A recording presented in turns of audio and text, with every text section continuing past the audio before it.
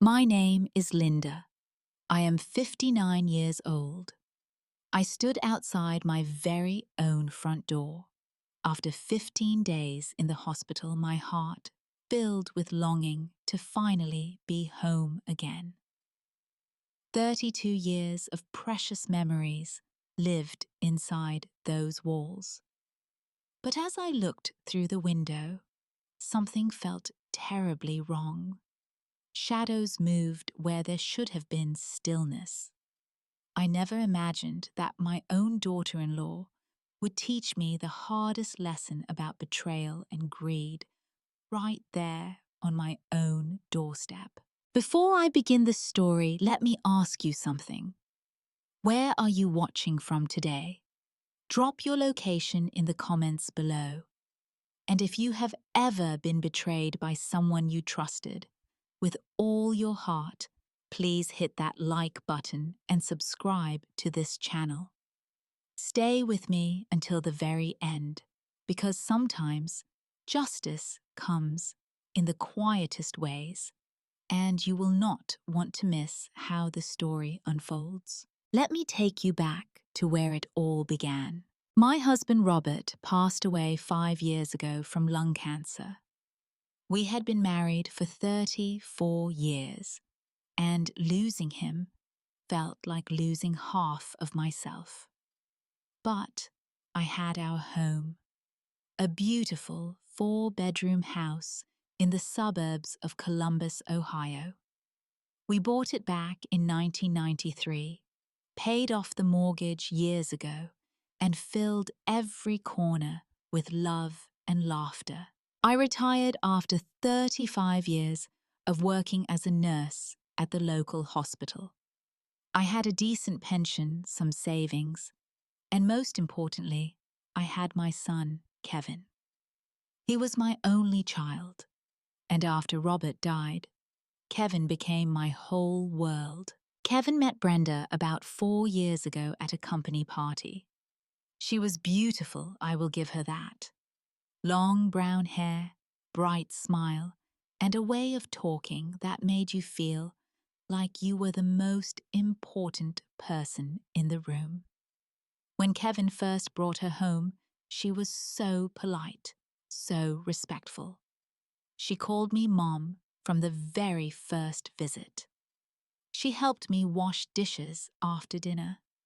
She complimented everything in my house. I thought I had hit the jackpot with a daughter-in-law. Their wedding was small but lovely. I paid for most of it because Brenda's parents said they were going through a rough patch financially. I did not mind.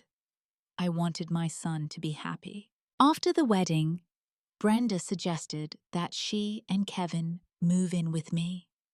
She said it would be easier to take care of me as I got older. The house was big enough, 4 bedrooms after all, and it would save them money while they got on their feet. I agreed. What mother would not want her son close by? But looking back now, I realize I missed the warning signs. It started small. Brenda began rearranging furniture without asking me. She said the living room needed better flow. Then the pictures of Robert started disappearing from the main hallway. She moved them to my bedroom, saying the frames clashed with her new decorating scheme. I found my husband's face hidden away in boxes more than once. When I mentioned it to Kevin, he just shrugged. Mom Brenda is just trying to make the place feel more modern. Do not take it personally. So I did not. I told myself I was being too sensitive. I was an old woman stuck in her ways, and maybe the young people knew better about style and design. Then there were her parents. Harold and Doris lived in a small apartment about 2 hours away. They visited often, sometimes staying for days at a time. I noticed the way they looked at my house, not with appreciation, but with something else, something hungry. Once Doris said to me, "This house is so big for just one person, Linda. Must get lonely rattling around in here by yourself." I brushed it off as small talk. I had no idea what she was really thinking. It happened on a Saturday morning. I was walking down the stairs carrying a basket of laundry. My foot caught on the carpet, and before I knew it, I was tumbling down. The pain in my hip was immediate and blinding. I screamed and Kevin came running. The ambulance took me to the hospital. The doctors told me I had fractured my hip and would need surgery to replace the joint. Dr. Thompson, my surgeon, was kind but honest. He said I would need to stay in the hospital for about 15 days to recover properly. Kevin held my hand before the surgery. "Do not worry, Mom. Everything will be fine at home. We will take care of everything." Brenda stood behind him, arms crossed, already checking her phone. The surgery went well. I spent the first few days in a haze of pain medication and physical therapy. Kevin and Brenda visited on days 1, 2, and 3. They brought flowers and magazines and told me to rest. Then the visit stopped. On day 4, Kevin called to say he was swamped with work and could not make it. Day 5, the same excuse. By day 6, I was getting one-word text messages from Brenda. "Everything fine. Rest up." I tried calling the house several times. No one answered. I left voicemails that went unreturned. On day 8, my best friend Margaret came to visit. Margaret has been my neighbor and closest friend for 25 years. We have been through everything together, and I trust her more than anyone.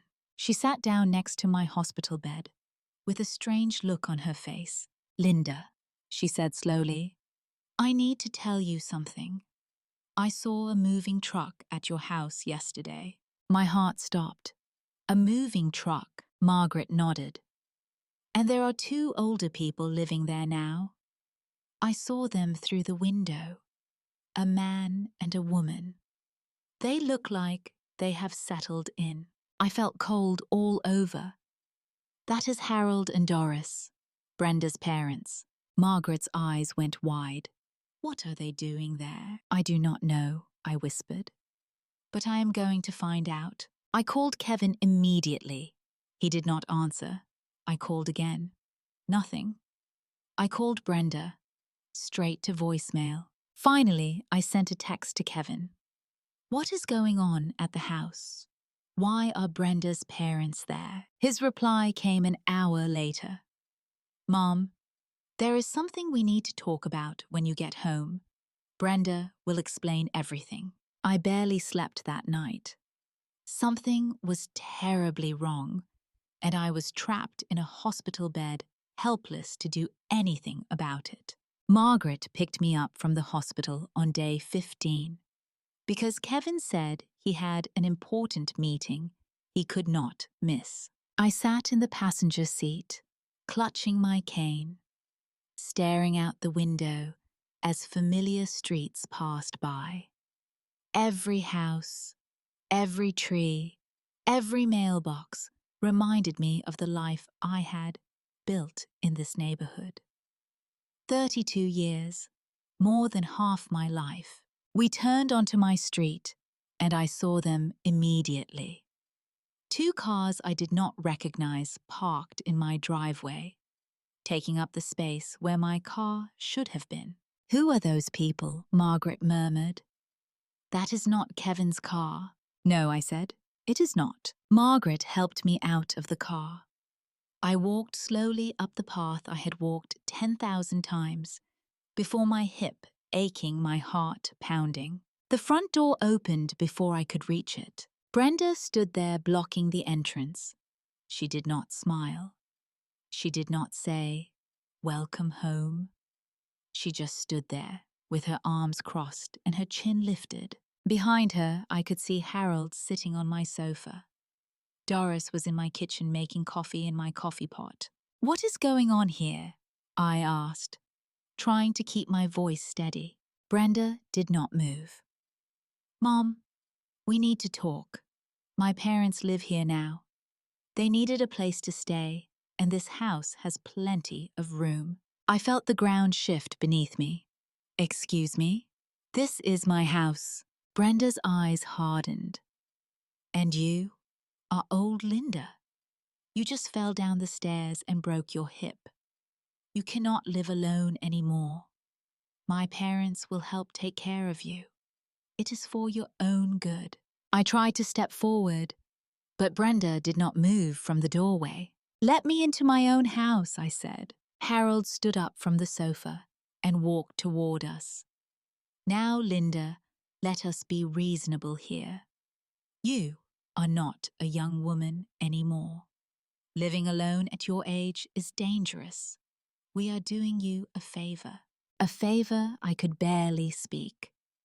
You moved into my home without my permission, and you call that a favor? Brenda sighed, like I was being difficult. Kevin agreed to this. It is done. My parents are staying. Do not make this harder than it needs to be. I looked past Brenda, searching for my son. Kevin, where are you? He appeared from the hallway, unable to meet my eyes.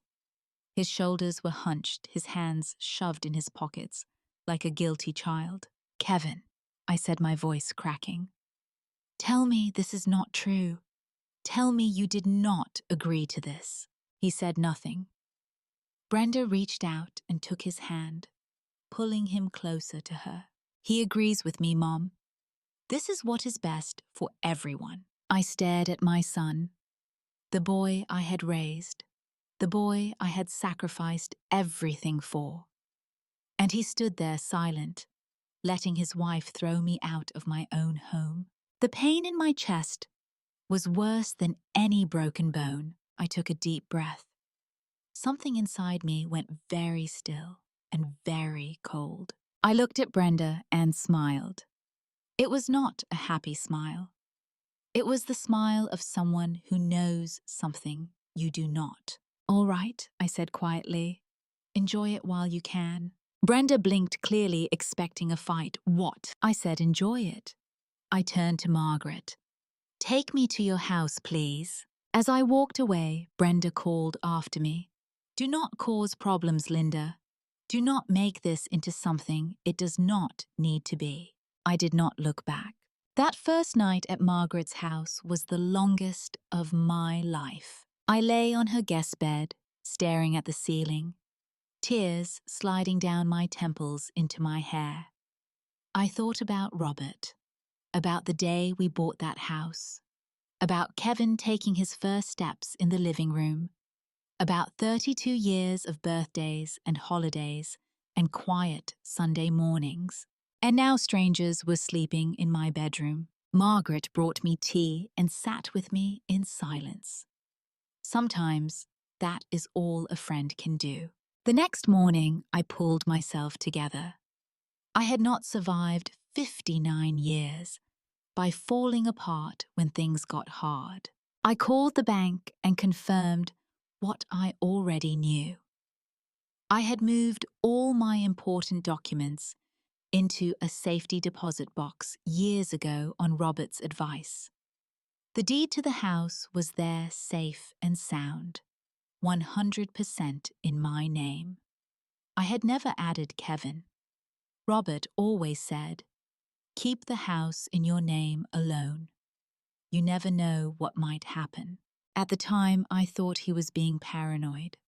Now, I understood he was being wise. I called my lawyer, Daniel Pearson. He had helped me write my will after Robert died, and he was someone I trusted completely. I told him everything. Linda, he said calmly, they have no legal right to be there. Kevin and Brenda were living in your home as guests. They have no ownership stake, and her parents certainly have no claim whatsoever. What can I do? You can evict them, legally, properly, and completely. I would recommend we send a formal notice, requiring them to vacate within 7 days. If they refuse, we proceed with legal action. Do it, I said without hesitation. Are you sure this will affect your relationship with your son? I closed my eyes. My son made his choice when he stood there and said nothing, while his wife threw me out of my own home. Daniel was quiet for a moment. I understand. I will have the paperwork ready by tomorrow. That afternoon, I sat down and made another decision. I called Daniel back and told him to change my will. Kevin's name was removed from everything: the house, my savings, my pension. All of it would go to charity and to Margaret, the friend who had shown me more loyalty in 2 days than my son had shown in 32 years.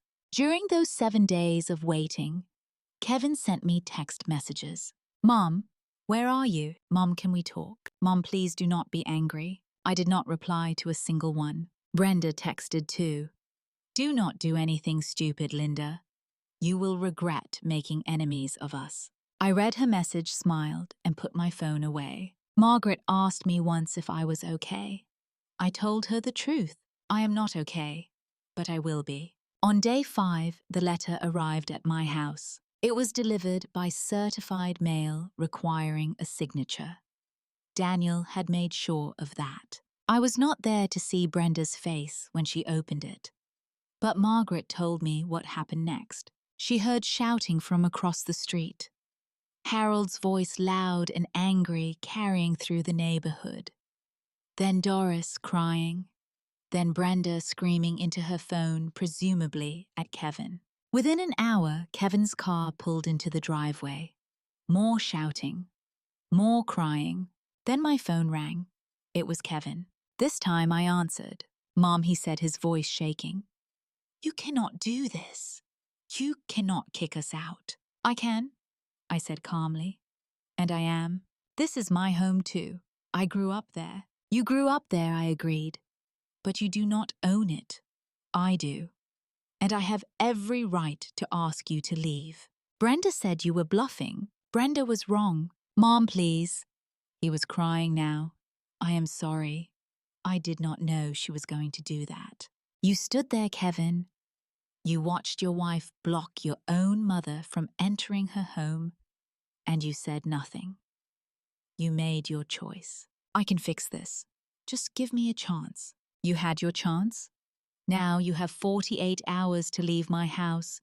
If you are not gone by then, the sheriff will remove you. I hung up before he could say another word. Later that evening, Brenda showed up at Margaret's door. She did not knock politely. She pounded. Margaret and I were sitting in the living room. Margaret stood up, but I put my hand on her arm. Let me handle this. I opened the door. Brenda's face was red, her eyes wild. You selfish old woman. You cannot do this to my parents. They have nowhere to go. They have their own apartment, I said evenly. The one they lived in before they decided to steal mine. We were not stealing anything. We were trying to help you. Help me. You blocked me from entering my own home. You told me not to be a problem. That is not help, Brenda. That is theft. She stepped closer, trying to intimidate me. You will regret this. Kevin will never forgive you. I looked her straight in the eye. I already have one child who does not respect me. I have learned to live without him, but I will not live without my home and my dignity. Brenda opened her mouth to say something else, but nothing came out. Now get off my friend's property, I said. Before I call the police, she left. I watched her car speed away into the night. That night, I slept better than I had in a week. The morning of day 7, I woke up early. I put on my best dress, the navy blue one Robert always liked. I fixed my hair. I looked at myself in the mirror. I was not the same woman who had left for the hospital 15 days ago. That woman had been naive, trusting, too willing to believe the best in people. This woman knew better. Margaret drove me to my house. Daniel was already there, along with a local police officer, who was present to ensure everything went smoothly. We parked at the curb. I stepped out, leaning on my cane, and walked toward my front door. Brenda was waiting outside, bags packed, her parents standing behind her with suitcases. Harold glared at me with pure hatred. "You will rot in hell for this." I did not respond. Doris was sobbing. "After everything we did for you." "You did nothing for me," I said quietly. "You took advantage of my hospitality and tried to take my home. That is not kindness. That is greed." The officer stepped forward. "These folks need to vacate the property now." Harold and Doris shuffled toward their car, loading their belongings. Harold muttered curses under his breath the entire time. Doris did not look at me again. They drove away without a word of goodbye. I felt nothing as I watched them go. Then Brenda walked past me. She stopped, leaned in close, and whispered, "You are going to die alone. Kevin will never speak to you again." I turned to face her.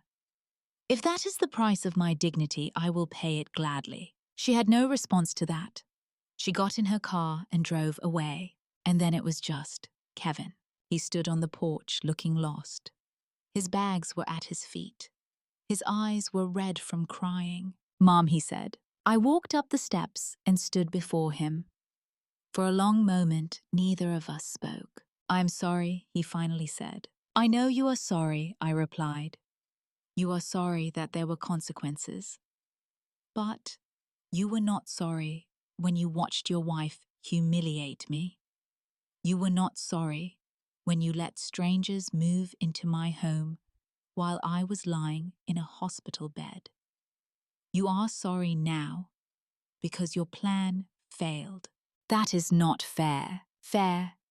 I felt tears prick my eyes, but I did not let them fall. "I raised you, Kevin. I loved you more than anything in this world. And you chose her over me. You chose to stay silent while I was thrown away like garbage. Brenda said it was for the best. She said you would be safer with people around, and you believed her. You did not think to ask me what I wanted.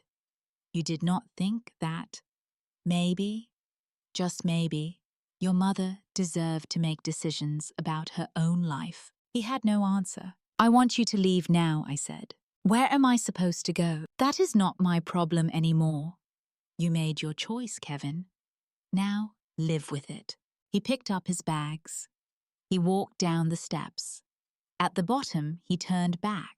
"Will you ever forgive me?" I looked at my son, the baby I had held in my arms, the boy who used to bring me dandelions from the yard, the man who had broken my heart. "I do not know," I said honestly. "Maybe someday, but not today." He nodded, tears streaming down his face. Then he walked to his car and drove away. I stood there for a long time watching the empty street. Then I turned and walked into my house. Margaret was behind me. She put her hand on my shoulder. "Are you okay?" I looked around. The furniture had been moved. Pictures were missing. Someone else's belongings were scattered around. But it was still my house, my home, my life. I took a deep breath and sat down on my sofa. "I got my house back," I said. "But I lost my son." Margaret sat beside me and took my hand. "You did what you had to do." "I know." I leaned my head back and closed my eyes. And somehow, that makes it even harder. The weeks that followed were not easy. I spent the first few days putting my house back in order. I found Robert's pictures stuffed in a closet and put them back where they belonged. I rearranged the furniture the way I liked it. I threw away everything that Brenda's parents had left behind. Slowly, my home started feeling like mine again. The nights were the hardest. I would lie in bed and think about Kevin as a little boy. His first day of school, teaching him to ride a bike, the proud look on his face when he graduated from college. How had we come to this? Margaret helped more than she would ever know. She came over every day sometimes, just to sit and have coffee. She reminded me that I was not alone, even when I felt like I was. I joined a gardening club in the neighborhood. I had never been much for flowers before, but there was something healing about putting my hands in the dirt and watching things grow. I met new people, made new friends, started to build a life that did not revolve around Kevin and his wife. About 3 months after everything happened, a letter arrived in my mailbox. No return address, but I recognized the handwriting immediately. It was from Kevin. "Dear Mom, I do not know if you will read this or throw it away. I would understand either way. I have been doing a lot of thinking since I left. About you, about Dad, about the person I have become. And I am ashamed. Brenda and I are having problems. We are living in a small apartment now. Her parents blame me for losing the house. She blames me for not convincing you to let us stay. Everyone is angry, and I am starting to see things clearly for the first time. I should have stood up for you. I should have said no.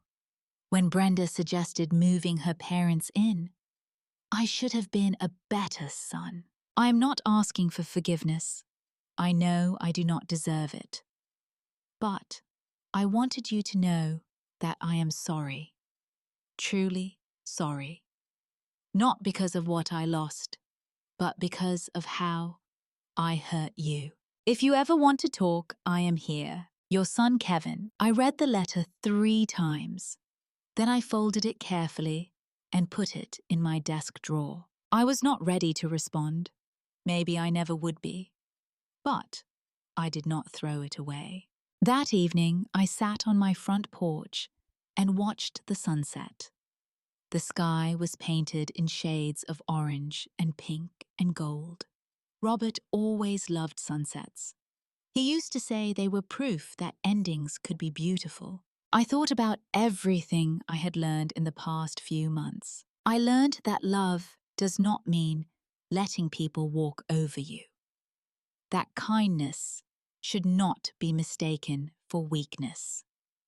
That sometimes the people who hurt you most are the ones you trusted completely. I learned that it is okay to choose yourself, to fight for what is yours, to say no even to your own child. And I learned that forgiveness is not something you can force. It comes when it comes, or it does not come at all. Either way, you have to keep living. Keep. A neighbor walked by and waved. I waved back. Somewhere down the street, children were playing. Life was going on just as it always does. I do not know what the future holds. Maybe Kevin and I will find our way back to each other someday. Maybe we will not. But I am at peace with the uncertainty, because I know who I am now. I am Linda, 59 years old, a widow, a survivor, a woman who was pushed down and got back up. And I am sitting on the porch of my own home, watching the sunset, knowing that I earned every moment of this peace. If you are listening to the story and you see yourself in it, I want you to know something. You deserve to be treated with respect. You deserve to have boundaries. You deserve to stand up for yourself, even when it is hard. Even when it costs you something precious. Because at the end of the day, you have to live with yourself. And there is nothing more important than being able to look in the mirror and know that you did what was right. So, here is my question for you. Have you ever had to stand up to someone you loved, even when it broke your heart? How did you find the strength? Tell me your story in the comments below. I would love to hear it. If this story touched you in any way, please give it a like. It helps more than you know. And if you want to hear more stories like this one, subscribe to this channel and hit the notification bell so you never miss an update. Share this video with someone who might need to hear it. You never know who is going through something similar and needs to know they are not alone. Thank you so much for listening to my story. Thank you for being here with me until the very end. I wish you strength when you need it most. I wish you the courage to protect what is yours. And I wish you the peace that comes from knowing your own worth. Take care of yourselves, and remember, sometimes the quietest revenge is simply living well.